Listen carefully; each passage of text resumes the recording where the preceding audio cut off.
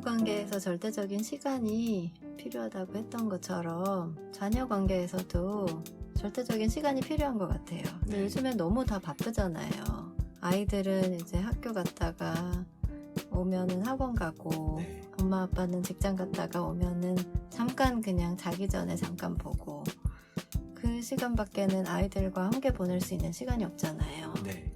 그러면 이제 관계에 문제가 생기는 거죠. 네.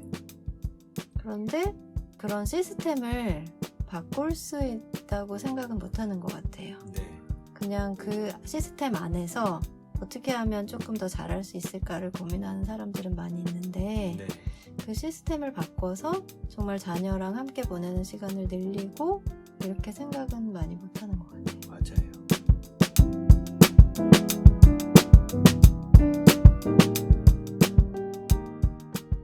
안녕하세요. 어린 양을 따르는 어린 양 미양교회 개굴입니다. 안녕하세요. 어린 양을 따르는 어린 양 토끼입니다.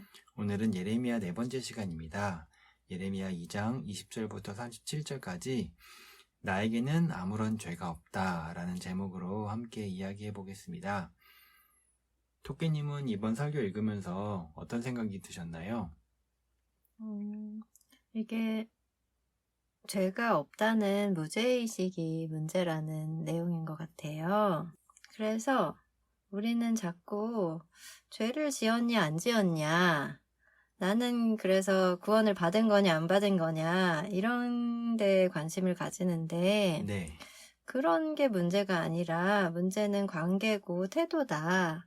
그래서 하나님이 관심이 있는 건 죄를 지었냐 안 지었냐보다는 죄가 없다라고 말하는 태도가 문제다. 네. 이게 주제인 것 같아요. 네. 그러니까 극단적으로 얘기하면 하나님은 우리가 죄를 지었냐 안 지었냐는 사실 별로 관심이 없으시다는 거죠. 네. 하나님이 관심이 있는 건 죄를 짓는 거, 안 짓는 거가 관심이 있는 게 아니고, 우리의 죄는 원래 죄인이니까 우리는 당연히 짓는데, 네.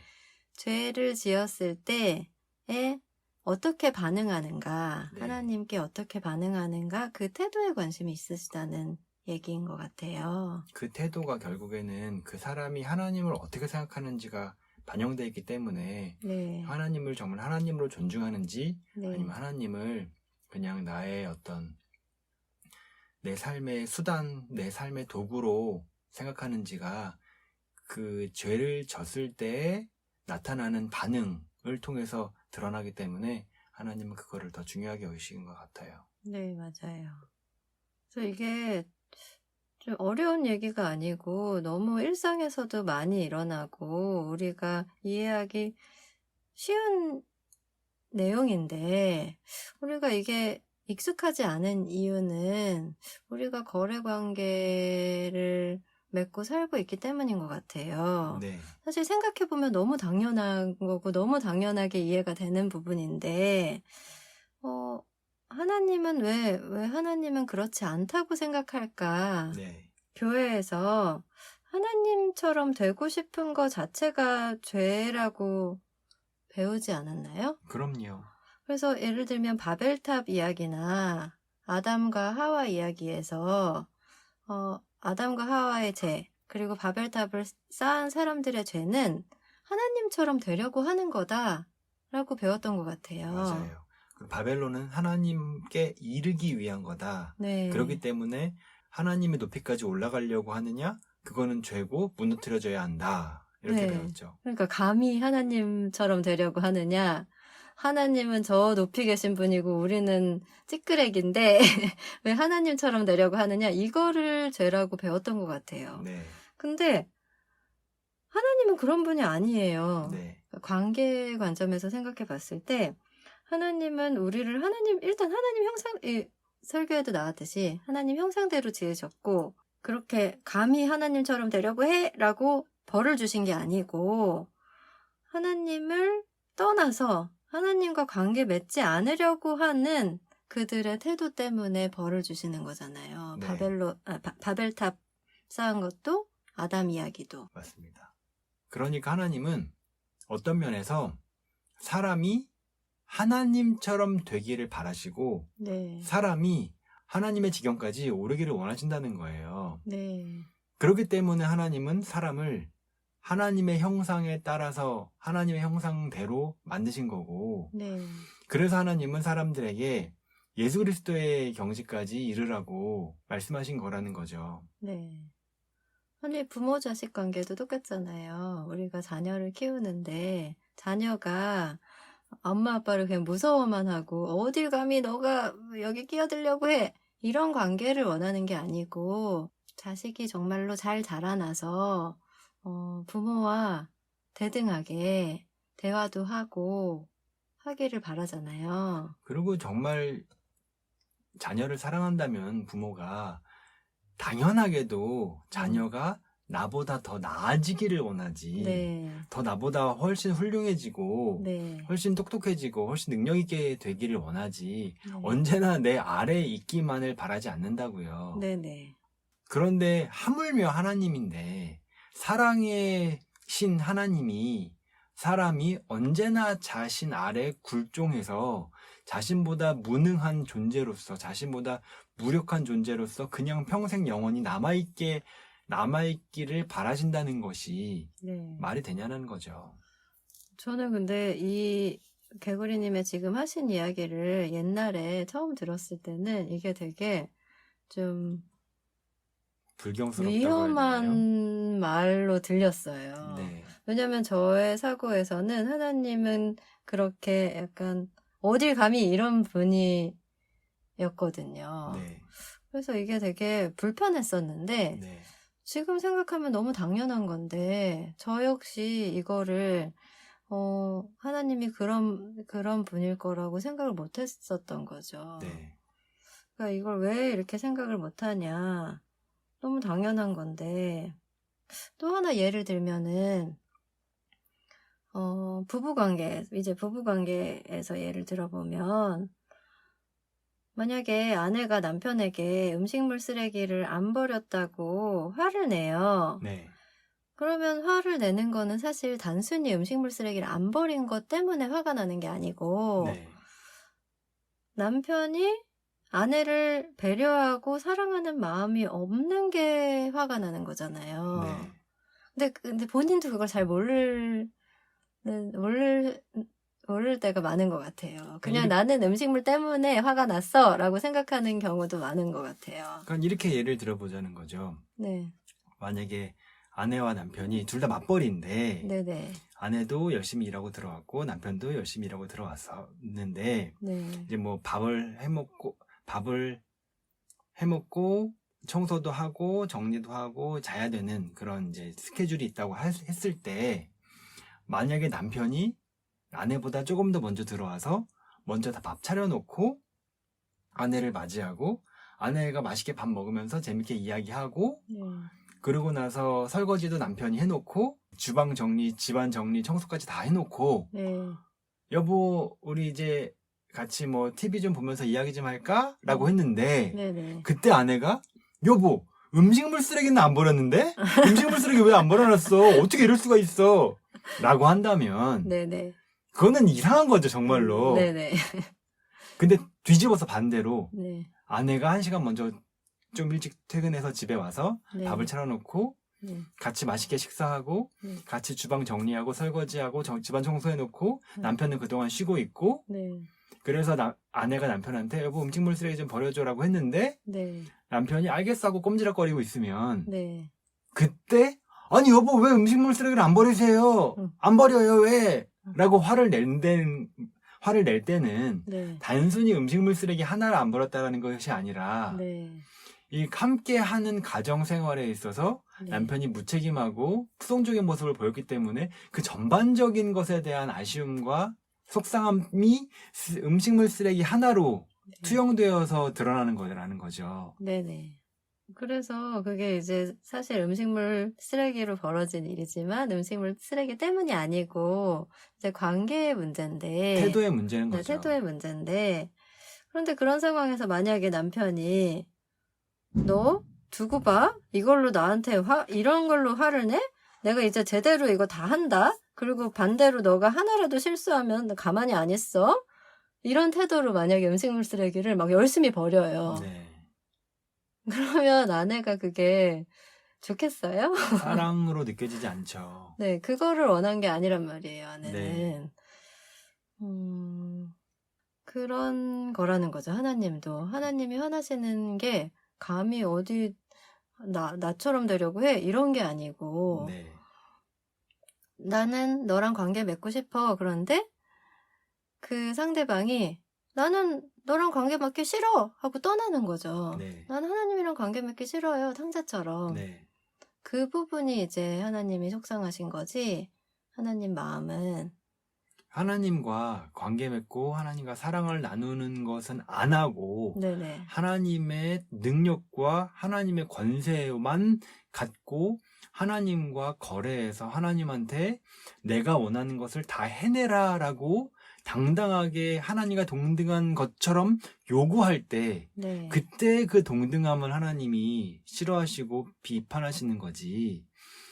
단순히 정말 하나님과 한 마음 되고 한 뜻 되고 하나 되어서 서로 동등하게 관계 맺고 사랑하는 거를 하나님이 싫어하시는 게 아니라는 거죠. 네, 맞아요.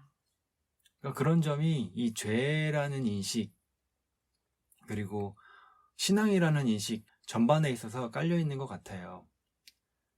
그러니까 죄를 단순히 내가 하나님과 같은 마음, 하나님과 똑같이 되고 싶어하는 마음, 그리고 하나님의 위치까지 올라가고 싶은 마음 이렇게 좀 추상적이게 표현을 하면은 네. 신앙생활은 어떻게 될지 하나님과 어떤 관계를 맺어야 될지에 대해서 좀 혼란스러워요. 네. 그리고 혼란스럽기 전에 하나님과 잘못된 관계를 맺기가 쉬워요. 근데 하나님이 하나님처럼 되고자 하는 마음을 비판하실 때 그 의도와 또 하나님이 사람에게 하나님처럼 되기를 바라실 때 그 의도, 이거를 잘 구분하고 섬세하게 구분해서 이해를 해야 되는데 네, 많은 경우 그것을 잘 못하는 경우가 많은 것 같아요. 맞아요. 그래서 우리는 어떻게 해야 할까를 생각해 봤을 때, 일단 이제 정답은 내가 얼마나 하나님을 거부하고 하나님 없이 살고 싶어 하는지, 하나님을 싫어하는지를 알아야 되는 게 먼저인 것 같아요. 맞아요. 근데 저는 제가 하나님을 싫어한다고 생각이 안 들었었거든요. 네. 내가 왜 하나님을 싫어해? 나는 하나님이 하나님은 사랑의 하나님이고 나를 사랑하시고 하나님 너무 좋은 분인데 내가 왜 하나님을 싫어해? 난 싫어하지 않아. 하나님 사랑해. 이렇게 생각했단 말이에요. 네. 그래서 근데 그때는 하나님과 관계가 없었던 거예요. 지금 생각해 보면. 네. 나는 하나님을 싫어하지 않는데? 라는 생각이 든다면 그 사람은 아직 하나님과 관계없는 사람인 것 같아요. 네.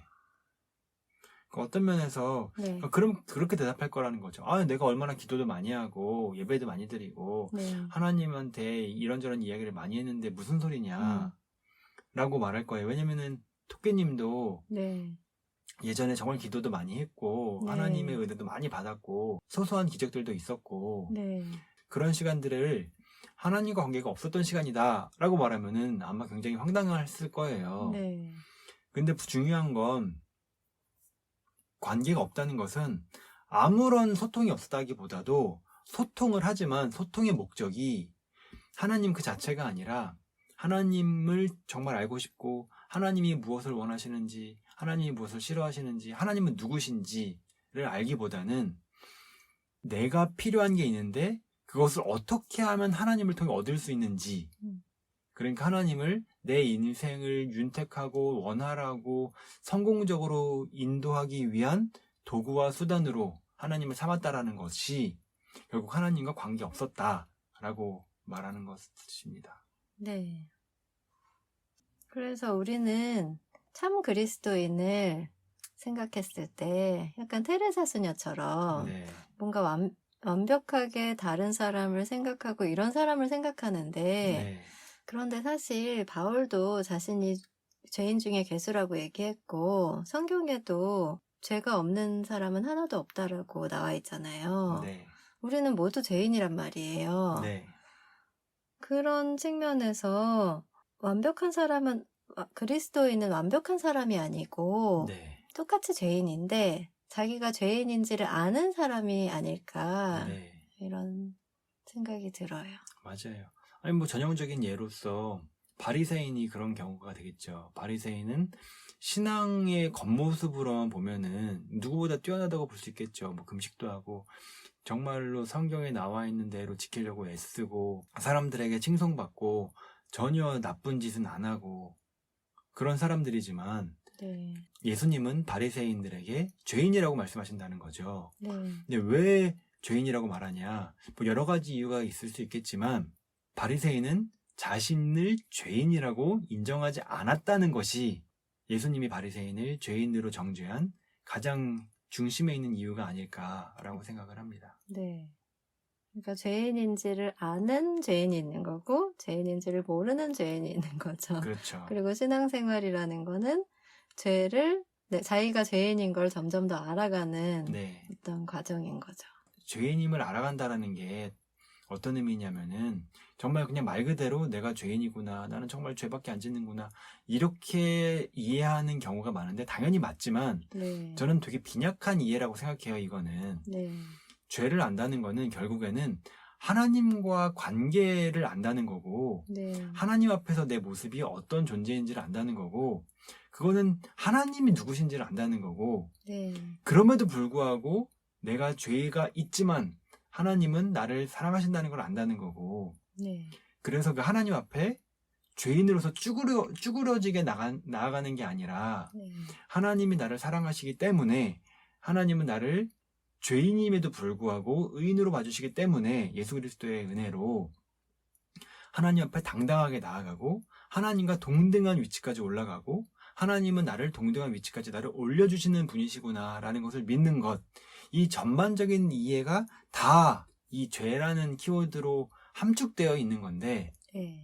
그래서 죄를 통해서는 단순히 내가 죄인이구나, 나는 부족하구나, 나는 연약하구나 이런 고백을 하라고 성경에서 죄를 알라는 것이 아니라 네. 물론 그런 의미도 아주 미약하게는 있지만 네. 그 안에는 그 하나님의 본체와 본질이 다 담겨 있는 하나의 문장인데 많은 경우 그거를 굉장히 빈약하고 굉장히 왜소하게 이해하는 경우가 많은데 그렇지 말고 정말 그 죄라는 것의 그 풍성한 의미, 그 신앙의 진수가 다 들어있는 그 죄의 의미를 저희가 이해하고 그 죄를 통해서 죄인입니다 이게 아니라 죄인이지만 죄를 용서하시는 하나님을 담대하게 바라보고 그 하나님을 사랑하고 그 하나님의 사랑을 느껴야지 라는 데까지 뚫고 들어가야 되는데 네. 그것이 진정한 신앙이라고 생각합니다. 네. 그러니까 죄를 아는 것이 신앙의 시작인 거죠. 시작이면서도 또 어떻게 보면은 중심이기도 한 거죠. 네. 저는 이번 설교에는 나오지 않지만 이런 관점으로도 한번 생각해 보면 좋을 것 같아요. 모든 사람은 죄인인데 아까 말했던 것처럼 자신이 죄인임을 아는 죄인과 자신이 죄인임을 모르는 죄인이 있는데 네. 왜 사람이 죄를 가지고 있음에도 불구하고 내가 죄인이라는 것을 모르냐. 결국 이것도 주체성과 관련된 거 있다고 생각해요. 네. 그러니까 내가 죄인이라는 걸 알려면 인생의 주도권을 가지고 내가 선택을 하고 내 선택이 어떤 결과를 가져왔는지를 알 때 내가 선택했던 것이 이렇게 다른 사람에게 피해를 줬고 나에게 피해를 줬기 때문에 이런 문제가 생겼고 그래서 내가 죄를 진 거구나. 그래서 내가 죄인이구나. 라는 과정을 통해서 내가 죄인이라는 것을 알게 되는 건데 네. 그래서 죄인이라는 걸 알려면은 내가 내 인생을 주체적이고 주도적으로 이끌고 나가야 되고 또 주체적으로 선택을 해봐야 되고 그 선택의 결과까지도 내가 직접 볼 수 있어야 돼요. 판단할 수 있어야 돼요. 네. 그리고 그 판단 내릴 때 단순히 좋은 게 좋은 거고 뭐 이건 뭐 어쩌고 대충 얼버무리고 넘어가는 것이 아니라 그 결과가 정확하게 어떻게 나왔는지 내 스스로가 객관적이고 냉철하게 볼 수 있어야 돼요. 네. 근데 많은 사람들은 그렇게 하지 않아요. 내 인생을 내가 선택하고 설계하는 것이 아니라 그냥 세상에서 주입하고 세상이 가라고 하는 대로 그냥 가요. 세상이 모든 사람이 다 돈을 버니까 돈을 벌어야지. 모든 사람이 직장에 가니까 모두 취직해야지. 많은 사람들이 대학에 가니까 대학 가야지. 내가 선택한 것이 아니라 사회가 선택해 주기 때문에 사회가 압박하기 때문에 그냥 가는 거예요. 네. 그렇기 때문에 그 선택에 대한 책임감과 주인의식이 없어요. 네. 그러니까 그 결과가 다른 사람에게 어떤 영향을 줬든 문제를 일으켰든 그것이 나의 잘못이라고 생각하지 않는 거예요. 뭐 단순히 교회에서 이제 여러 번 있었던 일 중에 하나를 예를 든다면 많은 경우 가정에서 문제가 있어요. 네. 부부 간의 문제도 있고 부모와 자식 간의 문제도 있고. 네. 근데 저는 뭐 그 문제가 일어나는 여러 가지 이유가 있지만 뭐 그 중에 하나는 저는 절대적인 시간 부족이 저는 네. 굉장히 중요한 이유 중에 하나라고 생각해요. 네. 부부가 같이 얼굴 맞대고 이야기할 시간이 없으니까 네. 사소한 오해를 이야기하고 풀고 해결해야 되는데 그럴 시간이 없으니까 계속 오해는 쌓여서 결국에는 어떤 것부터가 오해인지 오해가 아닌지도 구분하지 못하게 되는 그런 상황에 이르고 네. 그렇게 되면은 그 부부 간의 관계는 말 한마디가 서로의 상처를 전혀 의도하지 않게 복돋고 그것으로 인해 화나면 아니 저 사람은 왜 내가 말만 하면 화내? 라고 해서 대화를 피하게 되고 네. 대화를 피하게 되면은 오해는 더 쌓이게 되고 그런 악순환이 계속되면서 부부관계도 안 좋아지고 부모 자식 관계도 마찬가지예요. 그런 식으로 계속 갈등이 심화되는 경우가 많고 갈등이 너무 심해서 그 갈등을 해결할 수조차 없어서 그냥 묻어가고 있는 사람들이 많은 것 같더라고요. 네. 그래서 이 갈등이 어디서부터 시작되는지 알지 못하기 때문에 풀 엄두도 못 내고 그냥 적당한 거리를 유지하면서 정말 중요하고 민감한 문제는 절대 언급하지 않는 상황 선에서 계속 네. 지내는 부부들이 많은데 그 이유가 뭐냐면 여러 가지가 있겠지만 그 중에 하나가 결국 절대적인 시간이 부족한 문제인데 네. 왜 시간이 부족하냐? 결국 다들 직장 생활하고 학교 생활하고 학원 다니고 함께 맞대서 이야기할 수 있는 시간은 네. 밤에 2시간, 3시간 정도인데 네. 그 2시간, 3시간도 집안일 하느라 소모하고 또 간혹 회사에서 밀린 일 하느라 소모하고 또 많은 경우에는 좀 나도 쉬고 싶으니까 소모하고 그래서 사실 2-3시간이 있지만 그 2-3시간을 함께하는 시간으로 보내는 경우는 많이 없는 것 같더라고요. 네. 그래서 제가 부부간에 어떤 약간의 갈등이 있고 서로 아쉬운 부분이 있을 때 그거를 뭐 해결하려고 해도 그때만 잠깐 해결되지 그것이 지속되지가 않더라고요. 네. 그래서 제가 그럼 너네 너무 이렇게 부부간에 대화할 수 있는 시간이 자체가 좀 너무 부족한 것 같다. 네. 대화할 수 있는 시간을 좀 늘려라. 무엇이 가장 걸림돌이 되냐? 라고 보면은 대부분 직장, 야근하고 들어오고 또 집에서 일하고 하다 보니까 점점 부족해지더라고요. 네. 그래서 저희가 직장에서 할애하는 시간을 최대한 줄여라. 네. 그러니까 무조건 칼퇴하고 절대 집안에 일 끌고 오지 말고 네. 집안에 들어오면 일 생각 하나도 하지 말고 정말 서로를 위해서만 바라봐라. 네.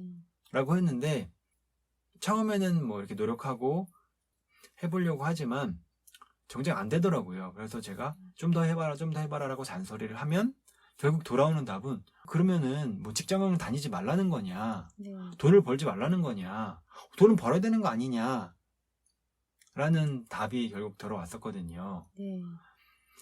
그런 물음에 저는 이렇게 물어보는 거죠. 아니, 돈을 왜 벌려고 그러는 거냐? 네.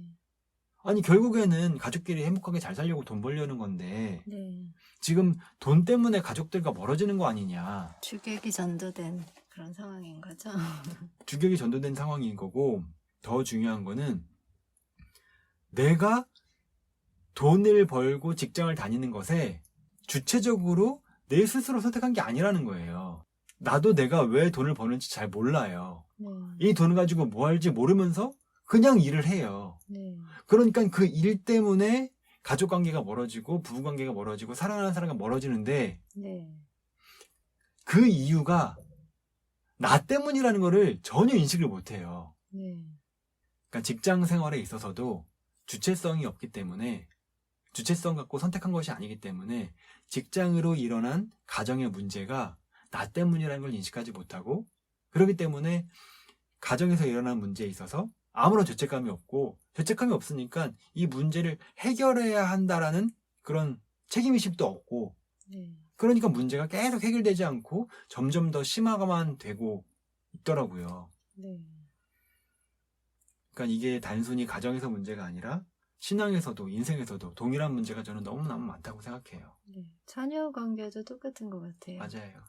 부부 관계에서 절대적인 시간이 필요하다고 했던 것처럼 자녀 관계에서도 절대적인 시간이 필요한 것 같아요. 근데 네. 요즘엔 너무 다 바쁘잖아요. 아이들은 이제 학교 갔다가 오면은 학원 가고, 네. 엄마 아빠는 직장 갔다가 오면은 잠깐 그냥 자기 전에 잠깐 보고, 그 시간밖에는 아이들과 함께 보낼 수 있는 시간이 없잖아요. 네. 그러면 이제 관계에 문제가 생기는 거죠. 네. 그런데 어떤 그런 시스템을 바꿀 수 있다고 생각은 못 하는 것 같아요. 네. 그냥 그 시스템 안에서 어떻게 하면 조금 더 잘할 수 있을까를 고민하는 사람들은 많이 있는데, 네. 그 시스템을 바꿔서 정말 자녀랑 함께 보내는 시간을 늘리고 이렇게 생각은 많이 못 하는 것 같아요. 맞아요. 결국 그렇게 주체성이 없기 때문에 내가 죄가 있다는 것을 알지 못하고 죄가 있다는 것을 알지 못하기 때문에 이 죄로 인한 문제를 해결할 수 있는 방법도 스스로 찾지를 못하는 거예요. 네. 그래서 인생은 점점 더 나락으로 떨어지고, 하지만 자신은 세상이 하라는 대로 꾸준히 잘하고 있기 때문에 겉으로 보기에는 멀쩡해요. 하지만 마음은 점점 황폐해지죠. 네. 그래서 신앙에서 가장 중요한 것 중에 하나가 이 주체성인 것 같고, 주체성을 가지고 내 인생을 바라볼 때 정말 내가 죄인이구나, 나로 인해서 생기는 문제가 이렇게 많구나, 나 때문에 피해보는 사람들이 이렇게 많구나, 내가 저 사람들에게 모두 상처를 줬구나, 내가 동일하게 하나님에게도 상처를 드렸구나 라는 것을 깨달을 수 있는데, 그래서 하나님이 신앙을 통해서 우리에게 알려주시는 것 중에 하나가 주체성인 것 같고, 정말 내 인생을 내가 선택하고 내가 이끌고 내가 책임지고 내가 끌고 나가는 그런 마음과 태도를 갖도록 계속 우리의 삶을 설계해 나가주시는 게 하나님의 되게 큰 역할이지 않나 싶습니다. 맞아요. 그러니까 우리가 어딜 감히 나처럼 되려고 해, 이런 하나님은 우리의 주체성을 억누르는 하나님인데, 네, 하나님은 그런 분이 아니고, 하나님을 믿으면 우리가 더 능동적이고 주체적이고 게 된다는 거가 정말 맞는 것 같아요. 네, 맞아요. 그럼 이렇게 오늘 예레미야 말씀 함께 봤습니다. 토끼님도 재밌으셨나요? 네, 재밌었어요. 저도 재밌게 잘 이야기했습니다. 그러면 저희 또 다음에 다시 준비해서 모이도록 하겠습니다. 그럼 저는 어린 양을 따르는 어린 양 미양교회 개구리였습니다. 어린 양을 따르는 어린 양 토끼였습니다.